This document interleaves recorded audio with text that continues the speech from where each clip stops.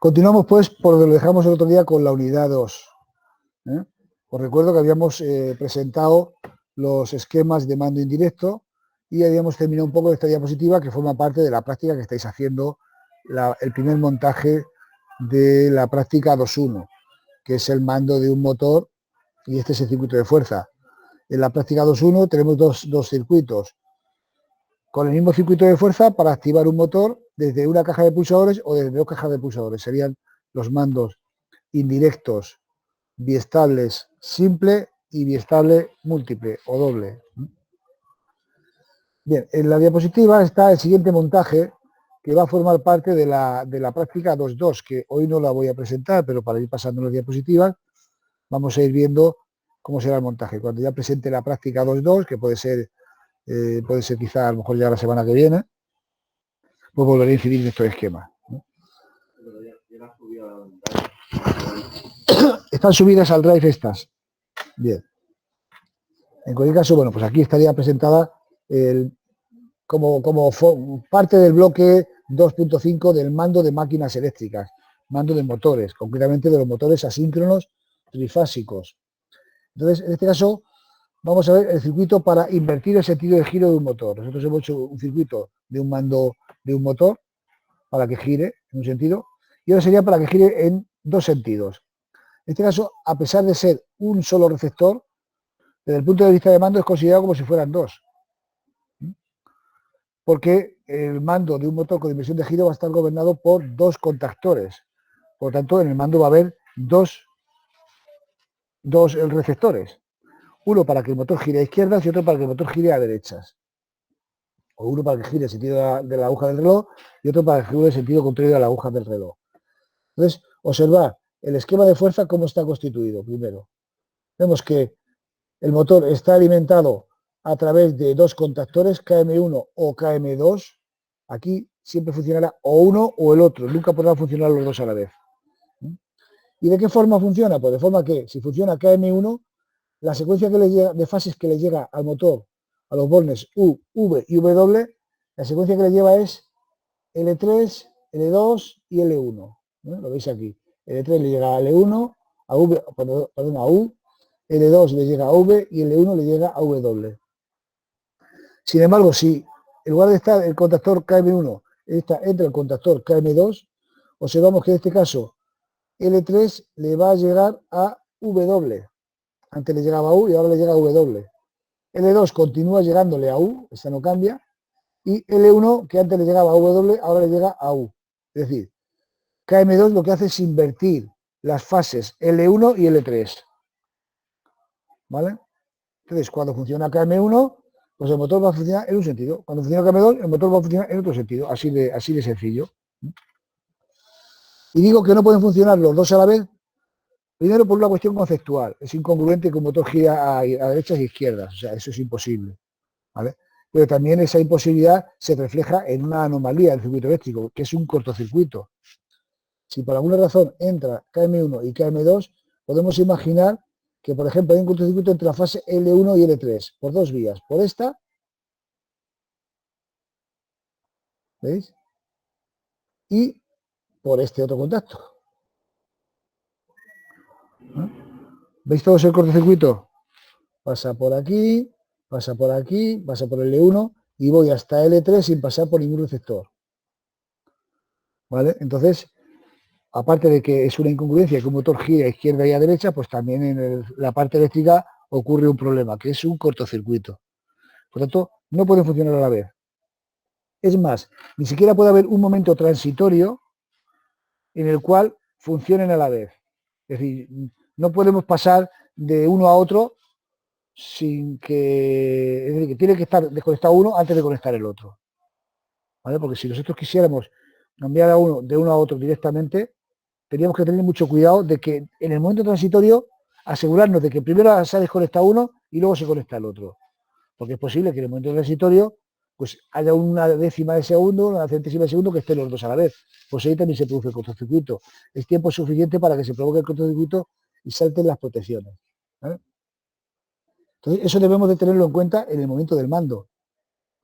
Porque el mando va a ser el que va a hacer que se active la bobina del contactor KM1 o la bobina contactor KM2. Pasamos ahora al circuito de mando. El circuito de mando tiene su sistema, su dispositivo de protección, un magnetotérmico de corte bipolar, pasa por el relé térmico, el cerrado del relé térmico, el abierto del relé térmico está destinado a la lámpara de la señalización de avería, para cuando se dispara el relé térmico se enciende la lámpara de señalización de avería. Observad que en este caso vamos a utilizar las 3 lámparas. Y luego tenemos 3 pulsadores, uno que es de paro común, porque va a estar en la misma caja, entonces no tiene sentido tener 2 pulsadores de paro. Con el pulsador de paro paramos cualquier sentido de giro. Y efectivamente del pulsador de paro salen 2 derivaciones para el mando de 2 contactores. Veis que el contactor KM1 se gobierna con el pulsador S1 y tiene el contacto de autoalimentación, de una manera parecida a como lo hemos hecho en el primer montaje de la 2.1. Con su pulsador de paro, su pulsador de marcha y el contacto de autoalimentación. El pulsador de paro está en serie, también como en la 2.1.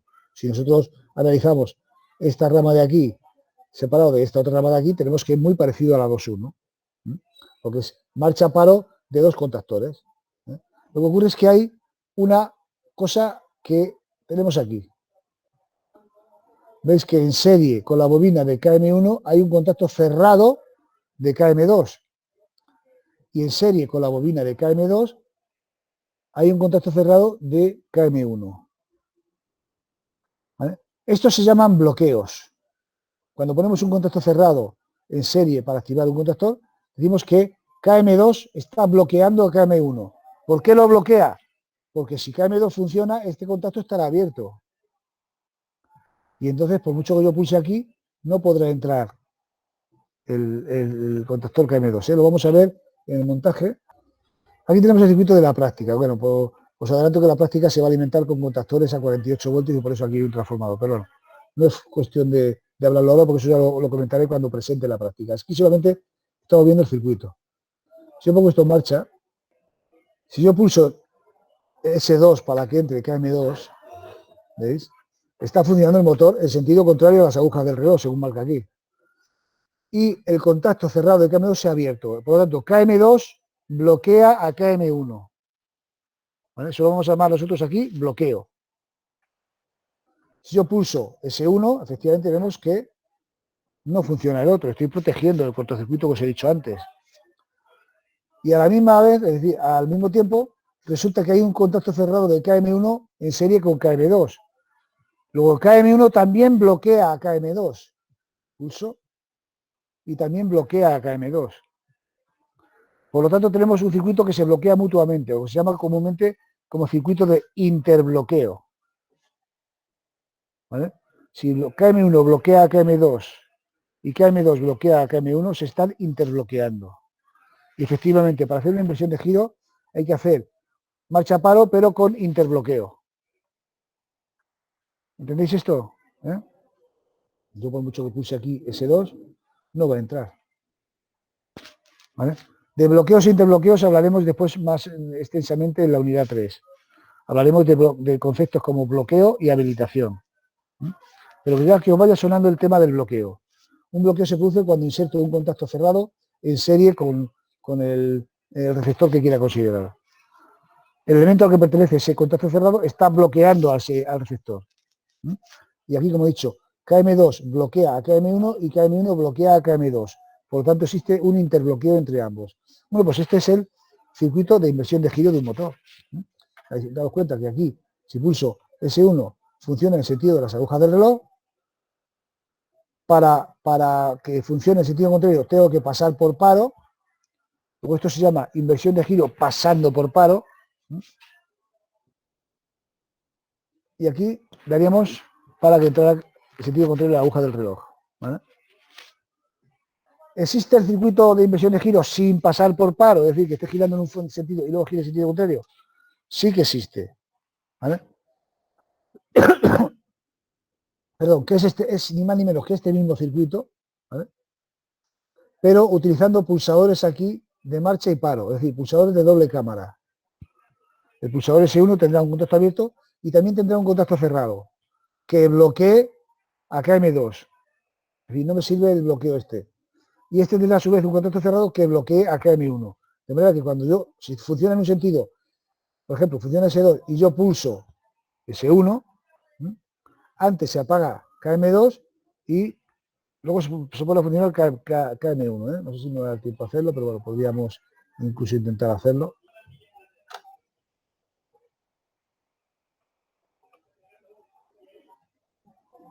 Si estos pulsadores tuvieran un contacto cerrado, es decir, un pulsador que puede ser un contacto cerrado del pulsador aquí, en serie, aquí, y este aquí también en serie, por ejemplo, este le vamos a llamar como este, es decir, este es un contacto de este pulsador. Para que aquí funcione le llamaremos también S1.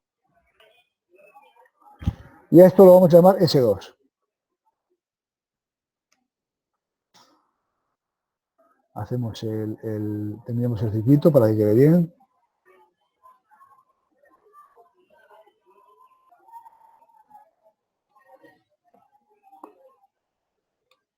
Hasta aquí. Este que me viene aquí.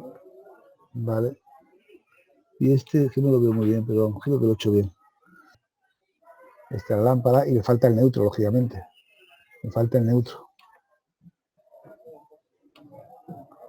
Vale. Ahora. Doy aquí y ya sí que debería de funcionar. ¿Vale? Pulso y gira este sentido. ¿Vale? Puedo pasar por palo o sin pasar por palo, porque yo al pulsar aquí se va a abrir este contacto. ¿Veis? Y gira en sentido contrario. ¿Vale? Y lo mismo aquí, al pulsar aquí se abre este, porque es un pulsador de doble cámara. Y gira en sentido contrario. ¿Lo veis? Vosotros montaréis el anterior, el circuito pasando por palo, pero que sepáis que para la inversión de giro también sirve este.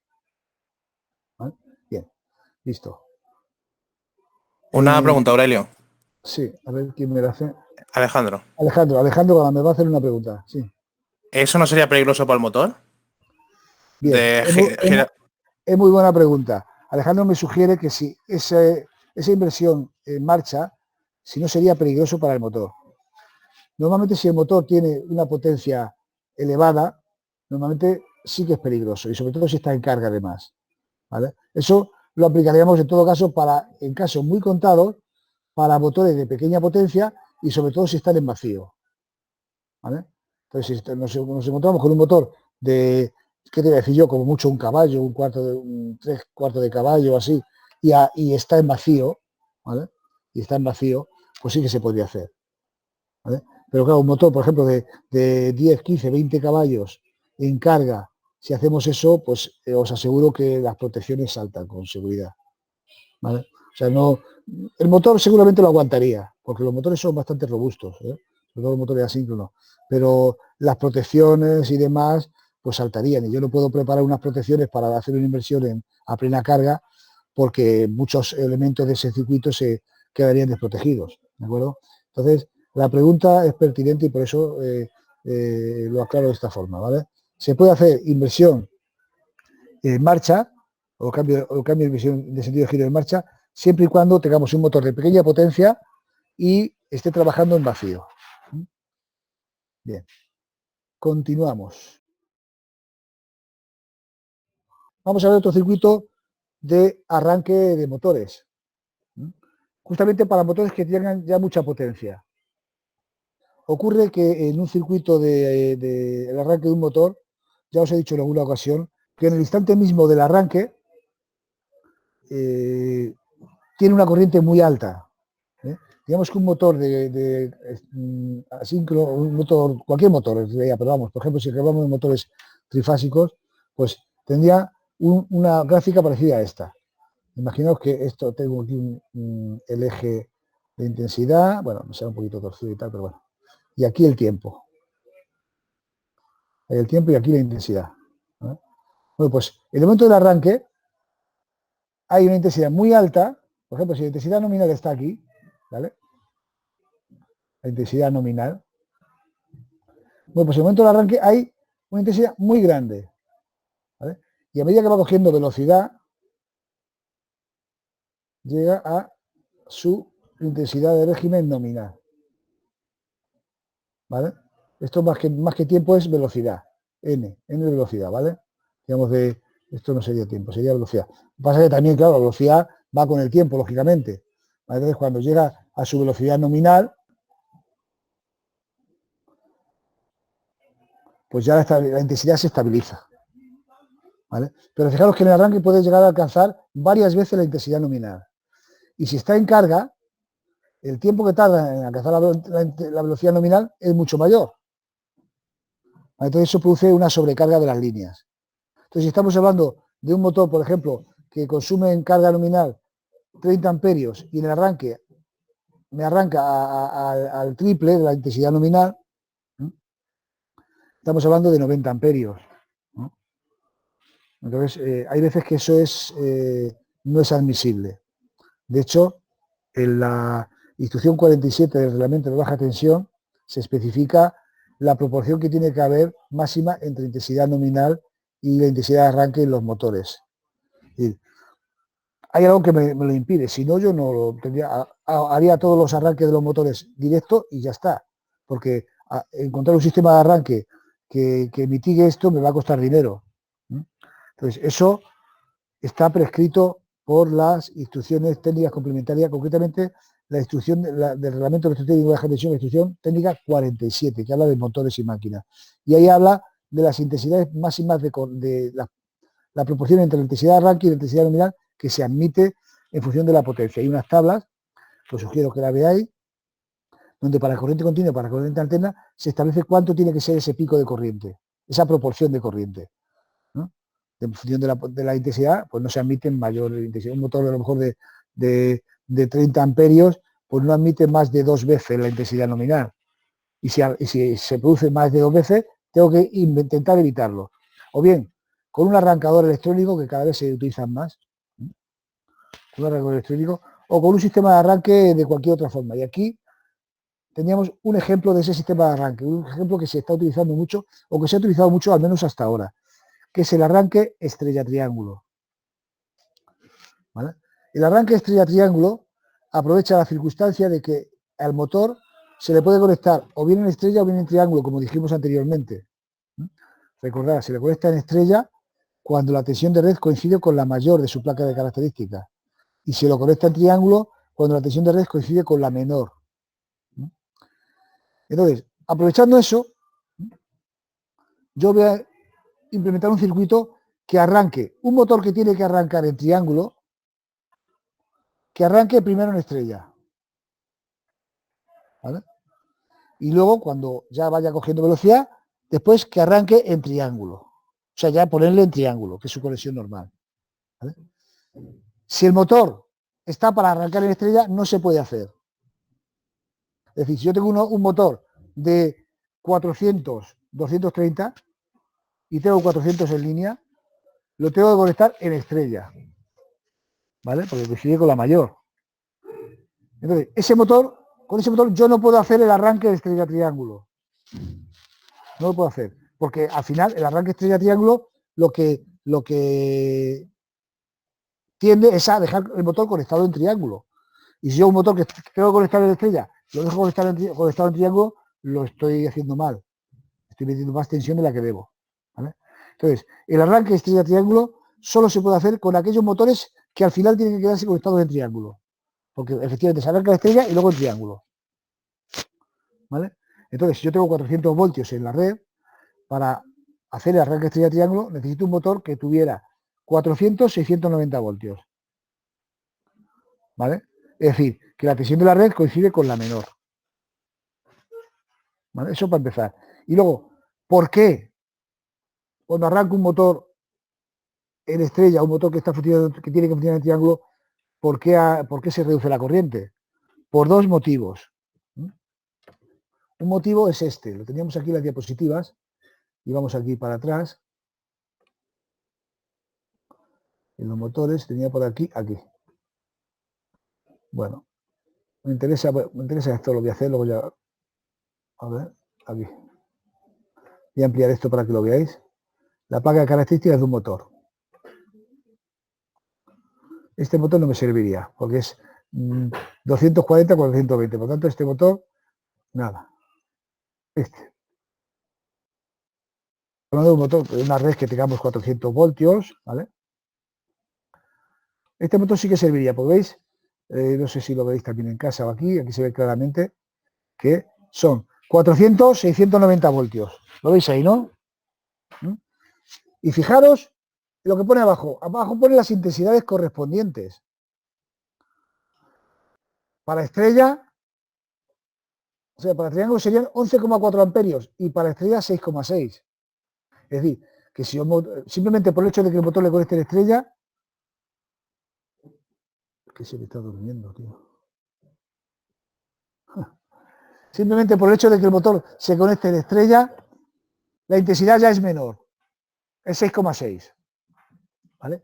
Este mismo motor, por ejemplo, si yo le conecto a 400 voltios, en el triángulo va a consumir 11,4.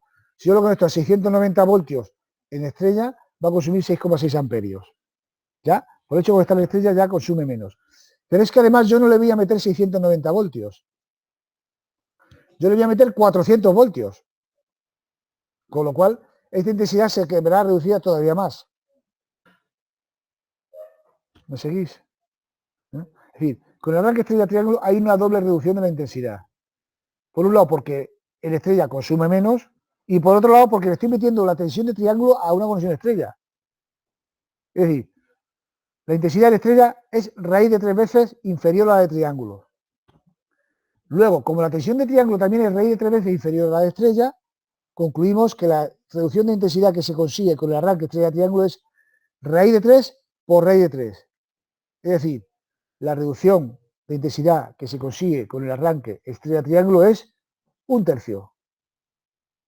¿Vale? Esa es la conclusión y el porqué del arranque estrella-triángulo. Por eso debéis de saber. ¿Qué se consigue con el arranque estrella-triángulo? Se consigue que al arrancar en estrella un motor que tiene que funcionar en triángulo, la intensidad de arranque se reduce a la tercera parte. ¿Vale? Entonces ahí tengo una gran ventaja. ¿No? ¿Qué es lo que ocurre entonces con el arranque estrella-triángulo? Pues, bueno, aquí no está a escala esto, ¿vale? Ocurrirá lo siguiente, que en el arranque estrella tendríamos un arranque menor y cuando va llegando al triángulo pasaría otra vez aquí, ¿vale? Tendría 2 picos de corriente, ¿de acuerdo? Pero menores. Hay que asegurarnos de que el triángulo entre a tiempo, no entre ni demasiado tarde tampoco, ni demasiado pronto. Pues si entra demasiado pronto, nos encontramos con que tenemos un pico todavía elevado. Por tanto, hay que darle un tiempo. Sí, dime, Sergio. ¿Me quiere preguntar Sergio? Con el motor de arranque sería mi principio. Un motor de arranque sería igual. O sea, porque estaba diciendo antes. Un motor de arranque. Que lo que vamos a usar ahora para últimamente los motores de arranque. ¿El motor de arranque te estás refiriendo a un automóvil o no? Por ejemplo, Un motor de un automóvil. Me está preguntando si con un motor de arranque sería igual. Un motor de arranque entiendo que es un motor de un automóvil. ¿Vale? Pero un motor de automóvil es un motor de corriente continua. ¿Vale? O sea, eso no sería el caso. ¿Vale? Que se usaban normalmente los motores de arranque. Claro, el concepto motor de arranque no existe, ¿vale? Como tal, nada más que en el motor de un automóvil, porque se llama motor de arranque porque entra un motor de corriente continua que arranca el y luego ya eso funciona solo, ¿vale? Entonces no existe como tal el concepto de motor de arranque. Existe el concepto de arranque de motores, ¿vale? Entonces, esto ocurre siempre en el arranque de motores. Lo que pasa es que si el motor es de muy poca potencia y el reglamento me lo permite, pues yo arranco directo. ¿Vale? Pero si el motor es de mucha potencia y yo voy al reglamento y no me lo permite, vamos a ver el reglamento. Venga, para así que quede esto más o menos. El reglamento lo tenía yo en SP, me parece. Me parece que estaba por aquí. Quiero creérmelo. Sí. Vamos a ir a la instrucción 47 para que entendáis esto. La instrucción 47 que habla de los motores. Esta sí es antiguo, pero me vale para esto. ¿Eh? Instalación de receptores en motores. Bueno. Sobre intensidades de arranque. Aquí está. Y están estas tablas. ¿Vale? Esta tabla, fijaros bien, esta tabla de aquí abajo, motores de corriente alterna. Indica la proporcionalidad que tiene que haber entre la intensidad de arranque y la intensidad nominal, la proporcionalidad, es decir, las veces que tiene que ser, veces la intensidad de arranque en función de los motores. Por ejemplo, si tengo motores de 0,75 a 1,5 kilovatios, la intensidad, la proporción entre la intensidad de arranque y la intensidad nominal no tiene que ser superior a 4,5 veces.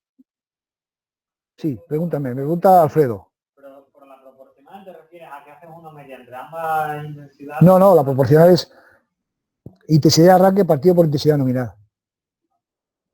Intensidad nominal, por ejemplo, son 3 amperios.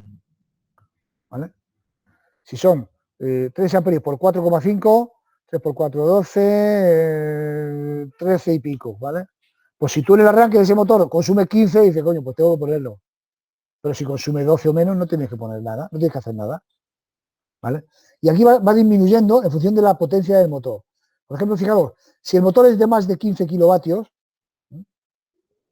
no debe de haber una proporcionalidad mayor a 1,5. Con lo cual, un motor de 15 kilovatios es casi seguro que hay que ponerlo. ¿Vale? Incluso a partir de 5 kilovatios ya prácticamente hay que ponerlo, porque fíjate, de 1,5 a 5 kilovatios, lo máximo que se permite es 3 veces la intensidad nominal. ¿Vale? Ahí andamos ya, ahí. Si hablamos de motores de 5 kilovatios a 10 kilovatios, lo máximo que se permite es 2 veces la intensidad nominal. Ahí seguro que tienes que poner un sistema de arranque, porque no te admiten más de 2 veces la intensidad nominal. Entonces ya eliges. Y dices, bueno, pues si, a ver, estrella triángulo yo sé que se reduce a la tercera parte. Si yo tengo 30 amperios, te hace una cuenta sencilla y más o menos ves si te vale la estrella triángulo. ¿Vale? Entonces ahí lo puedes cuantificar. Pero que el reglamento ya veis que te obliga a ello. Pero no es motor de arranque, como has dicho tú, no existe el concepto de motor de arranque, es el arranque de motores. Si a la hora de arrancar un motor se te pasa de esto, hay que poner un sistema de arranque, necesariamente. Estrella triángulo u otro. Antes había otros, que era el arranque por resistencias en serie o por autotransformador.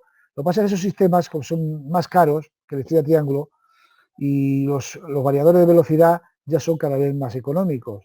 Entonces, con un variador de velocidad electrónico o un arrancador electrónico, pues se puede conseguir eso. Y además el motor no arranca a salto, sino que arranca en rampa, ¿vale? Que es mucho mejor. Pero bueno, aquí es por ver un sistema de mando de máquina, es por lo que yo os he introducido aquí el arranque estrella triángulo, que consiste en eso, en coger un motor que se tiene que conectar en triángulo, arrancarlo primero en estrella, y cuando ya ha pasado un tiempo, que se supone que ha cogido una velocidad, ponerlo conectado en su tensión nominal, o sea, a triángulo. ¿Vale? Y el circuito en cuestión es este. Observad primero el circuito de fuerza. Nos fijamos solamente primero en el circuito de fuerza. Bien, tenemos el motor y en este caso en el motor no le llegan solo 3 cables, tenemos que tener acceso a los 6 tomas del motor. Recordad que en la conexión estrella-triángulo, pues aquí tenemos, para conectar el estrella tenemos que cortocircuitar estos 3 y para conectar el triángulo tenemos que conectar el de arriba con el de abajo. Bueno, pues el cortocircuito de estos 3 por un lado y la conexión de arriba y el de abajo por este lado lo hacen los contactores KM1 y KM3 respectivamente. Fijaros, KM2 le mete en línea a los bordes principales, que es lo que tenemos que hacer tanto en uno como en otro. Mira, aquí y aquí. ¿Vale? Y luego, KM1 lo conecta en estrella porque coge los bordes finales y los cortocircuita. ¿Lo veis aquí? Que es lo mismo que se hace aquí. Y KM3 coge los bordes de abajo y los conecta a la de arriba. De tal forma que el de la derecha va conectado con el de la derecha, veis, W1 va con V2, U2 va con V1 y W2 va con U1, igual que aquí, ¿vale? El de arriba con el de abajo. Aquí, el de arriba con el de abajo, el de arriba con el de abajo y el de arriba con el de abajo, que es U1 con W2, V1 con U2 y W1 con V2, que es lo que hace aquí el contactor KM3. Entonces, este circuito de fuerza debe de funcionar de la siguiente forma. Al dar marcha tienen que entrar KM2 y KM1 para que esté conectado el motor en estrella. Lo veis aquí, ¿no?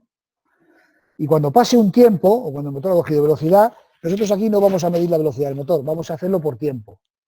Cuando pase un tiempo, tiene que desconectarse estrella y entrar KM3 para que quede conectado en triángulo.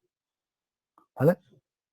Ojo aquí, hay un momento transitorio en el que está desconectándose estrella y hay que conectar triángulo. Y ese es un momento también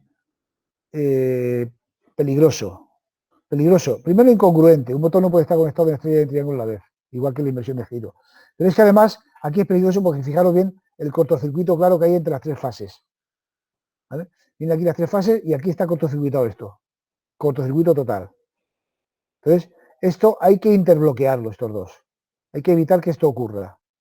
Aparte de que el dispositivo que desconecte KM1 con este KM3, también hay que interbloquearlos para que no ocurra eso. Entonces ya veis, el funcionamiento que yo quiero. Doy el pulsador y entra KM1 y KM2. Y pasa un tiempo y se desconecta KM2, perdón, se desconecta KM1 y entra KM3. Y ya está, y ahí se queda fijo. Y eso es lo que hace este circuito de mando. A ver, Sergio, otra pregunta. Ese sería otro circuito. Inversión de giro con arranque estrella triángulo. ¿Vale? Sería poner aquí otra bobina, no, otras dos bobinas no, una bobina solo, un contacto solo, que hiciera la inversión de giro aquí. Una mezcla de este y el anterior. ¿De acuerdo? Entonces, ¿cómo funciona? Aquí tenemos el funcionamiento del circuito. ¿Vale?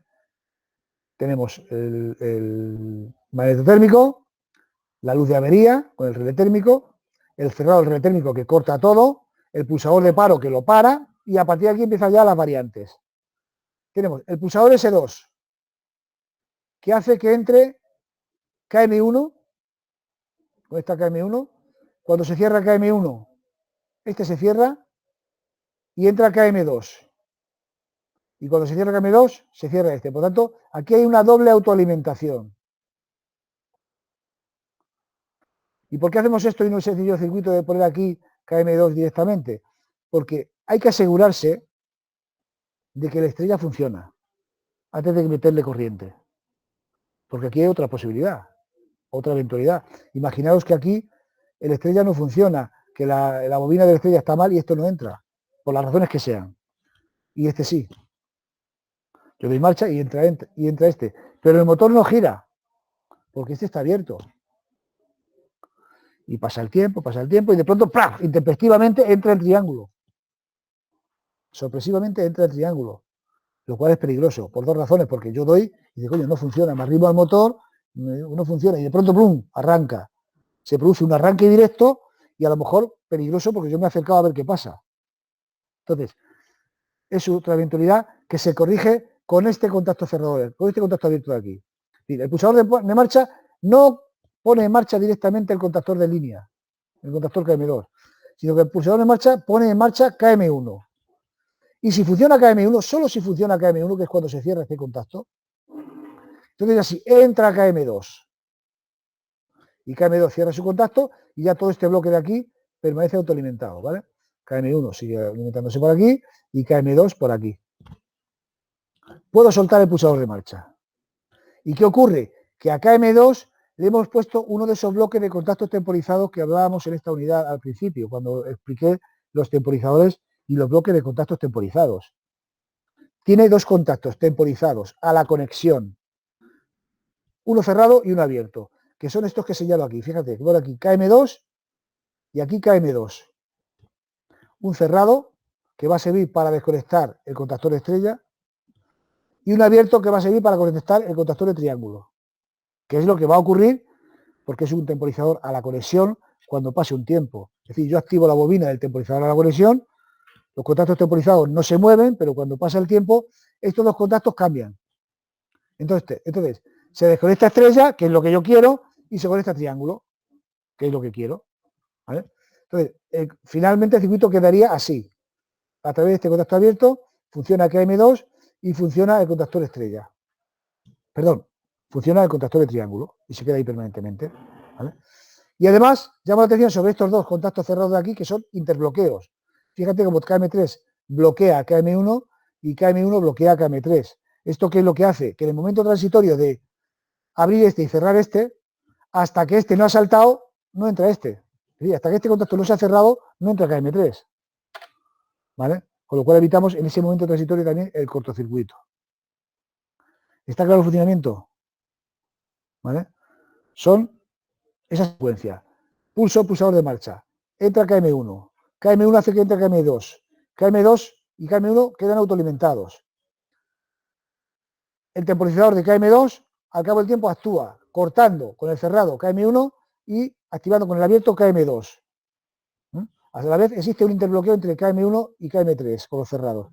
Lo digo esto porque en las memorias, cuando expliquéis el funcionamiento, tenéis que contar algo parecido a esto. ¿Vale? En el apartado 1, funcionamiento. El circuito 2.2 funciona así. Primero explicar los fundamentos de la estrella triángulo, por qué la estrella triángulo, ¿vale? Y después funciona así. Vamos a terminar con la demostración práctica de esto. Con el circuito. Abrimos la actividad 222, que sería esta. Y tenemos aquí el motor de estrella triángulo. Bueno, esto que sale aquí, yo lo he puesto para que vaya en el dibujo, porque en realidad, bueno, esto ya lo explicaré cuando sea la práctica, esta toma de tierra de aquí. La voy a quitar, simplemente. Y como hoy no voy a presentar la práctica, que la voy a volver a repetir o presentar el próximo, cuando vea que habéis más o menos terminado, pues está así. Bien. Yo pulso y fijaros, se va a entrar KM1 y este se va a quedar, va a cerrar y este va a alimentar a lo demás. Pulso, ¿vale? Y el motor funciona en estrella, mira, en estrella. Y entonces esto está contando un tiempo y cuando pase el tiempo va a cambiar el triángulo. Este se abre y este se cierra, lo vamos a ver. No he puesto un tiempo suficiente para que lleve. Este se ha abierto y este se ha cerrado. Y ahora queda funcionando el triángulo. ¿Está claro? ¿Sí? Bien. Pues nada más, voy a repetir otra vez el ciclo. Paramos. Damos marcha. Se cierra uno. Habéis visto cómo esto primero se ha cerrado este y luego ese. Y luego entra el triángulo. Si no estuviera, si fallara por cualquier cosa la bobina KM1, vamos a ver que esto está protegido, ¿vale? Ya ha entrado. Por ejemplo, si la bobina KM1 fallara,